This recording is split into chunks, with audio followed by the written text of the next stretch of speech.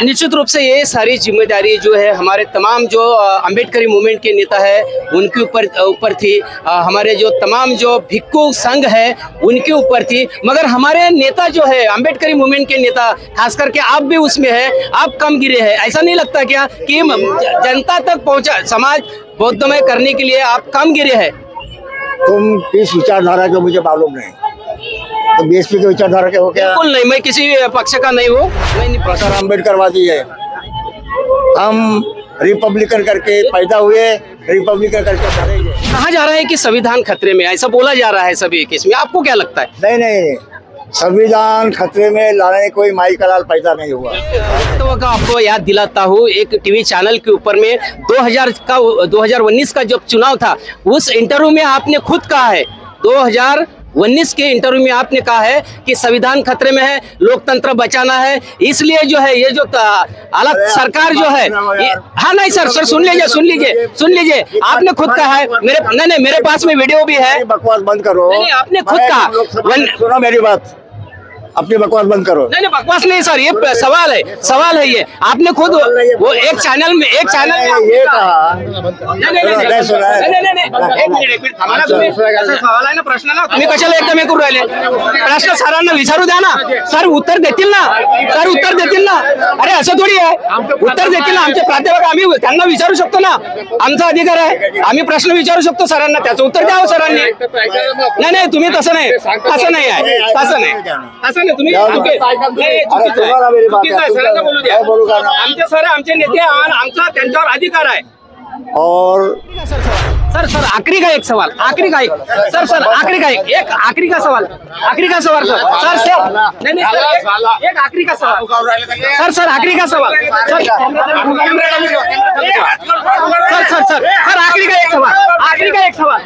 Camera चालू ठेवा sir, आखिरी का एक सवाल सर आखिरी का एक सवाल। महाराष्ट्र में जो है आप बीजेपी की तरफ से जो प्रचार कर रहे हैं, खासी बहुत नाराजी है सर।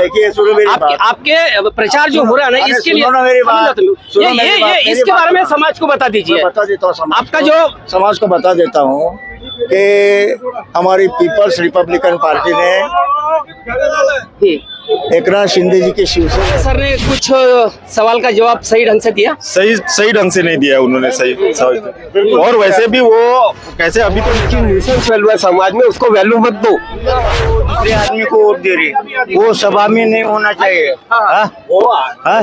सर ये का जो मुद्दा चल रहा है और उसके बाद संविधान बदल देने की बात जो हेडगे का इनके सांसद बीजेपी के हेडगे कर रहे हैं, तो इसका समर्थन में हमारे जो प्रधानमंत्री है वो क्या कह रहे हैं कि बाबा साहब भी अगर नीचे आ जाए तो भी संविधान नहीं बदल सकता। ये देखिए, ये एक तरीके से बाबा साहब और हम लोगों का अपमान करने की बात हो जाती है। इस वक्त मैं नागपुर के संविधान चौक पर हूँ और संविधान चौक पे महामानव क्रांति सूर्य विश्व रत्न डॉक्टर बाबा साहब आम्बेडकर की जयंती मनाई जा रही है और मेरे साथ में जो है प्राध्यापक जोगेंद्र कवाड़ी सर है। सर आपका WS न्यूज़ पर स्वागत है और आज बड़ी धूमधाम से देश में ही नहीं तो पूरे विश्व में जो है महामानव डॉक्टर बाबा साहब आम्बेडकर की जयंती मनाई जा रही है। आप क्या कहेंगे इस जयंती के ऊपर में? विश्व भूषण बाबा साहब डॉक्टर भीमराव अम्बेडकर जी के जन्मोत्सव जयंती के पावन अवसर पर सबको मैं हार्दिक शुभकामनाएं देता हूँ। देशवासियों को, विश्व के तमाम लोगों को हार्दिक शुभकामनाएं देता हूँ। बाबा साहब जैसा महान व्यक्तिमत्व जिसकी किसी के साथ तुलना नहीं की जा सकती, बिल्कुल नहीं की जा सकती। ऐसे अतुलनीय महान व्यक्तिमत्व बाबा साहब का केवल महाराष्ट्र देश में ही नहीं, पूरी दुनिया भर में बाबा साहब का जन्मोत्सव मनाया जाता है, जयंती मनाई जाती है। हमारे देश में एक परंपरा ऐसी है कि हमारे देश में ईश्वर और भगवानों का जन्मोत्सव मनाया जाता है। बिल्कुल, कहीं राम जी का, कहीं कृष्ण जी का, कहीं देवियों का, देवताओं का जन्मोत्सव मनाया जाता है, कभी हनुमान जी का मनाया जाता है। दुनिया में एकमात्र महापुरुष ऐसा है डॉक्टर भीमराव अम्बेडकर, जिसका जन्मोत्सव सारे दुनिया में मनाया जाता है। तो मैं तो भगवानों का भगवान हो गया ना, आएंगे ख्याल में भगवान कहेंगे बाबा साहब को, भगवानों का भगवान आएंगे ख्याल में। नहीं, भगवानों का भगवान भी कैसे? भगवान से भी ऊंचा है। बाबा साहब अम्बेडकर ने भगवान को नकारा है, आप कैसे भगवान को कह रहे हैं? मेरी बात सुनो, बाबा साहब ने भगवान को नकारा है साहब। हाँ, मुझे मालूम, आपको बताने की जरूरत नहीं है। बाबा साहब भगवानों से भी ऊपर है। ऐसा? आए क्या ख्याल? भगवानों से ऊपर है, इसलिए भगवानों के भगवान कहा मैंने। आए क्या ख्याल? वो ईश्वर की कल्पना नहीं है भगवान ने। तो बाबा साहब डॉक्टर भीमराव अंबेडकर जी ने जो धम्म क्रांति नागपुर के दीक्षा भूमि पर की है, उसकी दुनिया में कोई तुलना नहीं की जा बिल्कुल सकती। नहीं की जा सकती। हाथ में शस्त्र न उठाते हुए, खून का एक भी बूंद न बहाते हुए, दुनिया में अनोखी धम्म क्रांति बाबा साहब ने, जो लाखों करोड़ों लोगों को इस देश के मनुवादी, ब्राह्मणवादी दलदल से, गुलामी से, गंदगी से बाहर निकालकर सम्मान, स्वाभिमान, इज्जत के साथ जीने का अधिकार धम्म क्रांति के द्वारा, जो बुद्ध धर्म की दीक्षा थी उसके द्वारा बाबा साहब हमने दी। धम्म क्रांति करके केवल बाबा साहब ने इस देश के दलितों पर उपकार नहीं किए, देश पर उपकार किए हैं। अगर बुद्ध धर्म के अलावा दूसरा कोई धर्म बाबा साहब देते तो इस देश के क्या हाल होते। लेकिन धम्म क्रांति करते वक्त भी बाबा साहब ने विचार रखा, मेरा देश की एकता, अखंडता हमेशा साबुत रहे, सलामत रहे। ये विचार बाबा साहब, ये राष्ट्रीय विचार जिसे कहते हैं, जो देशभक्ति की बात आज लोग करते हैं, उन तथाकथित देशभक्तों ने इस बात को ध्यान में रखना चाहिए कि बाबा साहब के केवल दलितों पर उपकार नहीं है, धम्म क्रांति के द्वारा इस देश पर बड़े उपकार है। और इसीलिए बाबा साहब ने जो संविधान के द्वारा हमारे देश में सामाजिक समता, भाईचारा, स्वतंत्रता और सामाजिक न्याय की नींव रखी है। इस देश में सामाजिक और आर्थिक समानता प्रस्तावित हुए, बाबा साहब का सपना था। चमत्कार तो ऐसा किया संविधान लिख के बाबा साहब ने, इस देश के 140 लोगों को मतदान का अधिकार दिया, चुनाव में अपना राजा चुनने का अधिकार दिया, अपना देश का नेता चुनने का अधिकार दिया, अपनी सरकार चुनने का अधिकार दिया। पहले के जमाने में क्या था, रानी के पेट से राजा पैदा होता था, वोट का अधिकार नहीं था। लेकिन संविधान लिखकर बाबा साहब ने चमत्कार, रानी के पेट से नहीं, तो चुनाव के पेटी से इस देश का राजा पैदा करने का अधिकार देश के 140 करोड़ लोगों को बाबा साहब ने, कितनी बड़ी उपलब्धि है बाबा साहब की। और इसीलिए दुर्भाग्य हमारा यह है कि आज तक देश के लोग बाबा साहब को समझ नहीं सके। अगर बाबा साहब के महानता को देश के 140 करोड़ लोग समझ जाते, हर घर में बाबा साहब की तस्वीर होती, बाबा साहब की प्रतिमाएं होती। लेकिन दुर्भाग्य ऐसा है, बाबा साहब के महानता को हमारे देश के लोग आज तक समझ नहीं पाए। इसलिए कई बाबा साहब के पुतले तोड़े जाते हैं, बाबा साहब के फोटो तोड़े जाते हैं। ये दुर्भाग्य हमारे देश में हो रहा है, जिससे इसके लिए जिम्मेदार कौन है? इसके लिए जिम्मेदार कौन है? इस देश की व्यवस्था, इस देश की जातीय व्यवस्था, इस देश की मनुवादी व्यवस्था, इस देश की भेदभाव, छुआछूत की व्यवस्था, ये सारी जिम्मेदारी है। किन्होंने पैदा किया ये? और इसीलिए बाबा साहब डॉक्टर अम्बेडकर ने कहा कि हमारे देश को दुनिया की महाशक्ति बना रहा है। यहाँ का भेदभाव, यहाँ का जातिवाद, यहाँ का वर्णवाद जब तक दफन नहीं हो जाता, तब तक हमारा देश दुनिया की महाशक्ति बन नहीं सकता था, बाबा साहब ने कहा था। क्या आपको लगता है कि वर्णवाद, भेदभाव यहाँ से अभी भी नष्ट हुआ है? नहीं हुआ, बाबा साहब के जमाने में भी था, आज भी है। हमारी कोशिश चल रही है कि बाबा साहब के सपनों का देश बने। और इसीलिए बाबा साहब ने कहा था ना, दीक्षा भूमि पर धम्म क्रांति करते वक्त बाबा साहब ने संकल्प किया था बौद्धमय भारत बनाने का। क्या मतलब है बौद्धमय भारत? सभी ने बुद्धम से, हम लोग कहाँ काम गिरे? सुनो मेरी बात पहले, बाद में तुम्हारा बात करो। मेरा वक्तव्य पूरा होने के बाद आप बात करो। तो धम्म क्रांति बाबा साहब ने की और संकल्प किया था, बौद्धमय भारत निर्माण करने का संकल्प किया था। किस लिए किया था? सबने क्या बुद्धम शरणम, धम्मम शरणम, संगम शरणम, ये करने के लिए देश में समानता, भाईचारा, आज़ादी और सामाजिक न्याय हमारे देश में प्रस्तावित हो। यानी ये बौद्धमय भारत की संकल्पना थी। बराबर। आज भी हमारा देश इस संकल्पना को पूरा नहीं कर सका। बाबा साहब इसके ऊपर हम पर है।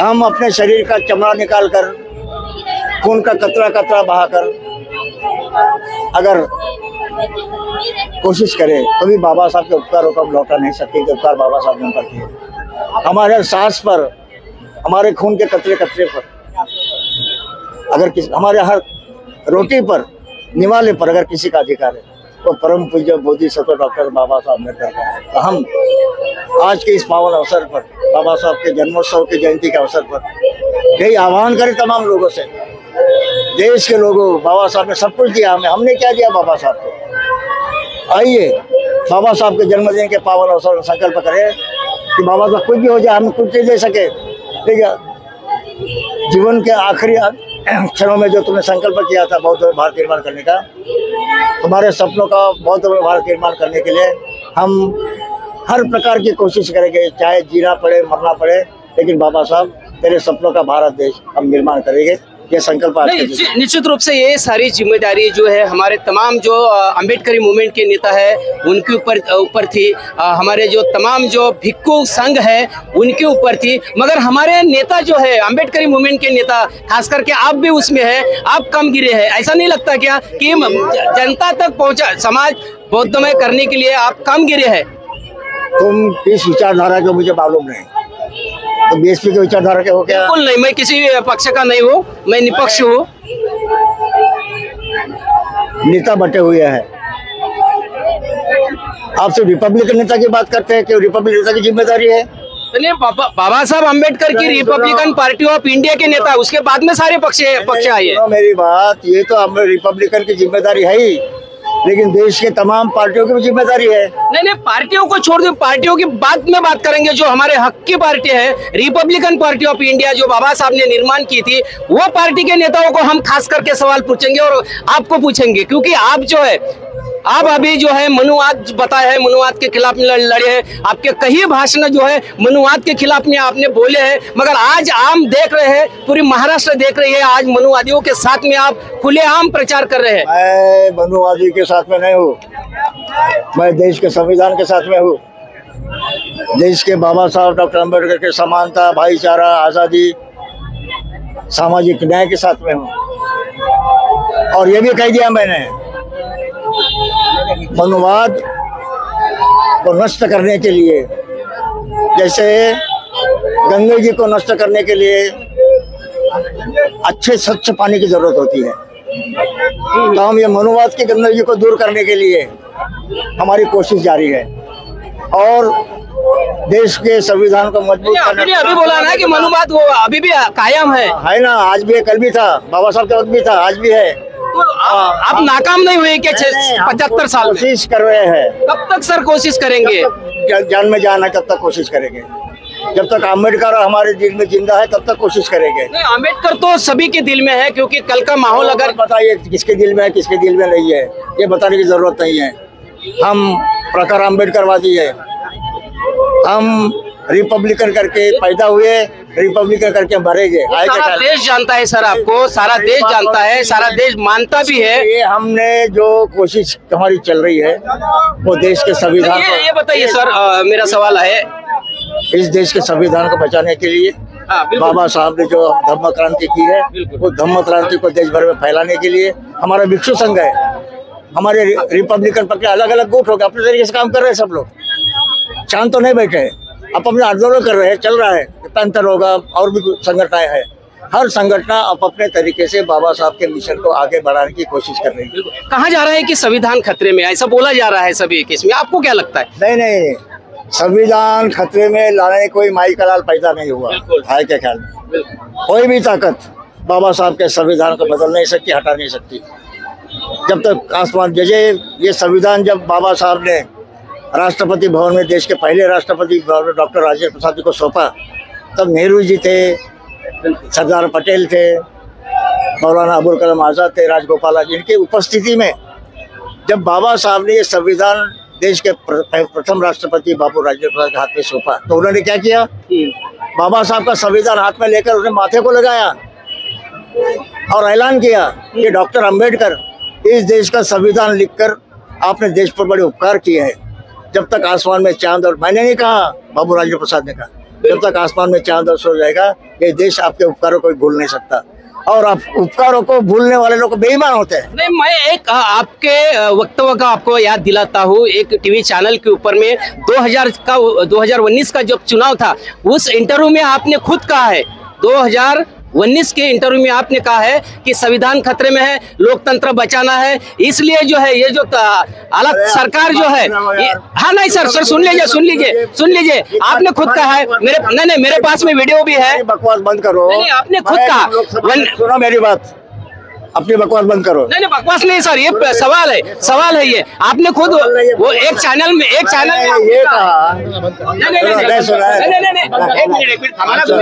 सवाल आहे ना प्रश्न ना तुम्ही कशाला एकदम हे करू राहिले? प्रश्न सरांना विचारू द्या ना, सर उत्तर देतील ना, अरे असं थोडी आहे, उत्तर देतील ना आमचे प्राध्यापक, आम्ही त्यांना विचारू शकतो ना, आमचा अधिकार आहे, आम्ही प्रश्न विचारू शकतो सरांना, त्याचं उत्तर द्यावं सरांनी। नाही तुम्ही तसं नाही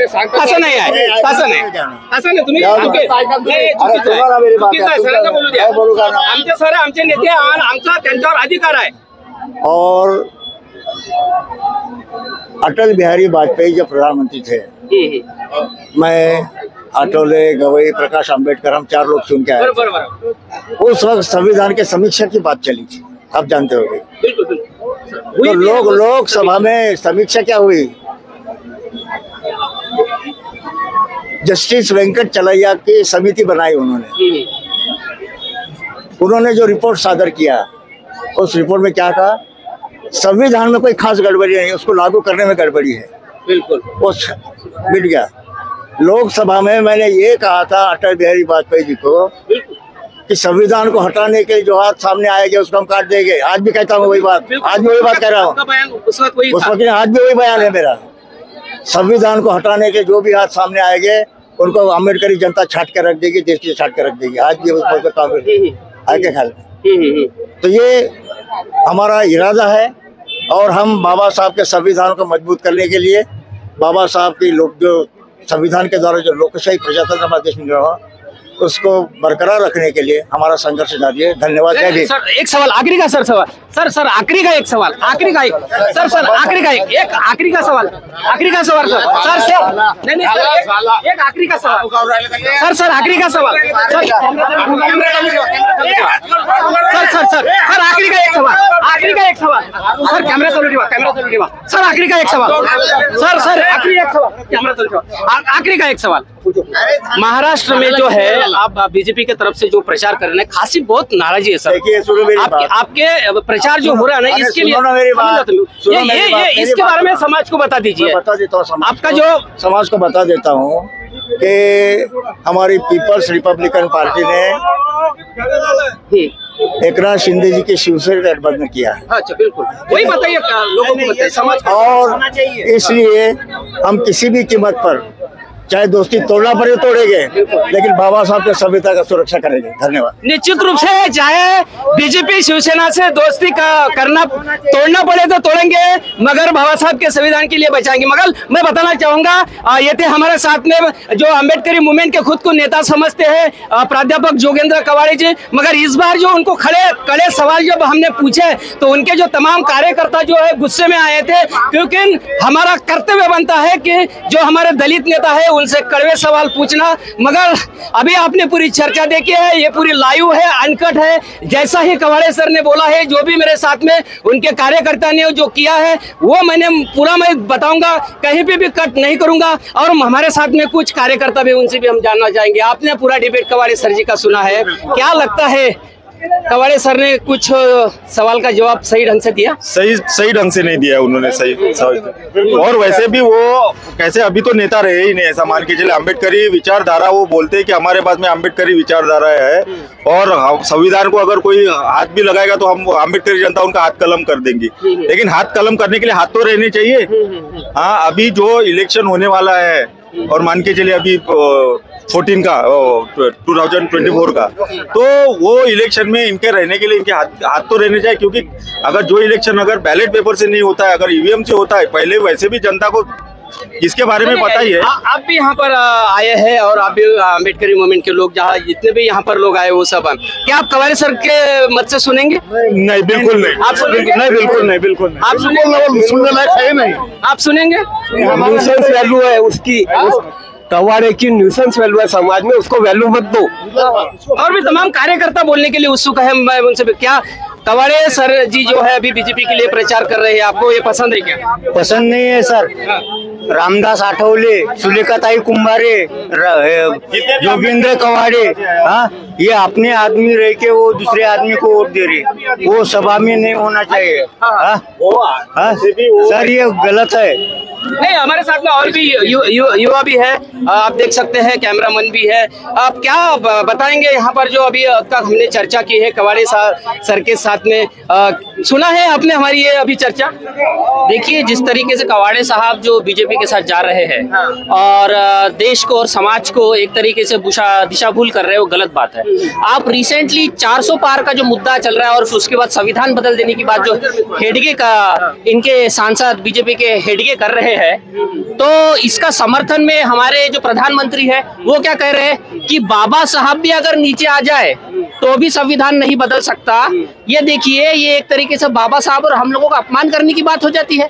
ये बात वो अपने सांसदों से क्यों नहीं कहते कि जिस तरीके से आप राजस्थान के जो उनके नेता है और जो उनके कर्नाटक के सांसद है वो कह रहे हैं कि संविधान बदल देंगे, तो भाई आप उनको कहिए ना, उनके सांसदों को कहिए। लेकिन आप मंचों पे आके बाबा साहब को चैलेंज देने की बात कर रहे हैं और हमारे समाज को अप्रैल के महीने में जब हम बाबा साहब और फूले जयंती मनाते हैं, आप हमारा अपमान कर रहे हो कि बाबा साहब भी नीचे नहीं आएंगे तो फिर संविधान नहीं बदल सकते।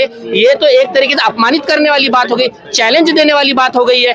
आप अपने सांसदों को टोकना था, आपने बोलना था कि भाई आपने ऐसी क्यों बात की है, क्यों कही आप 400 पार की क्या जरूरत है? 400 पार की बात तो छोड़िए, ये कहना 400 पार आ जाए तो भी हम संविधान नहीं बदलेंगे, ये जवाब होना था। ये क्या बात होती है कि 400 पार अगर आ जाए तो भी हम संविधान नहीं बदलेंगे, बाबा साहब अगर नीचे आ जाए तो भी संविधान नहीं बदलेंगे। आप बाबा साहब को चैलेंज कर रहे हैं, आप प्रधानमंत्री होके एक जोकर टाइप की बातें क्यों कर रहे हैं?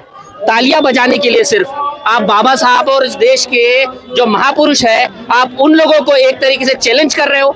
आप प्रधानमंत्री होके आप इस देश के नेता, इस देश के जनता के प्रति जवाब दे हैं और जनता के साथ साथ इस देश के जो महापुरुष है उनके प्रति आपको सम्मानित रूप में और सम्मानित भाषण करना चाहिए। बीजेपी की निरंतर इस तरीके से बातचीत चलती आ रही है, वो हमारे शाहू महाराज को, फुले साहब को गवर्नर रह के अपमानित किया गया है। उसके बाद इनके वाले जो शिक्षा मंत्री महाराष्ट्र के रहे थे चंद्रकांत पाटिल, उनने भी बाबा साहब का अपमानित किया था, फुले साहब का अपमानित किया था।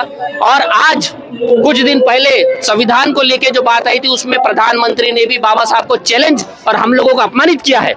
ये देखते हुए हमें पूर्ण रूप से कवाड़े साहब छोड़िए, बीजेपी के साथ जाने वाले जो भी नेता है, जो भी हमारे समाज के लोग हैं, हम उनका समर्थन नहीं करेंगे। निश्चित रूप से जो बीजेपी के साथ में जो हमारे मूवमेंट के नेता है वो उन्होंने जाने का जो निर्णय किया है वो उनका समर्थन हम नहीं करेंगे। ऐसा ही यहाँ पर जो है लोगों का कहना है, अम्बेडकर वादियों का कहना है।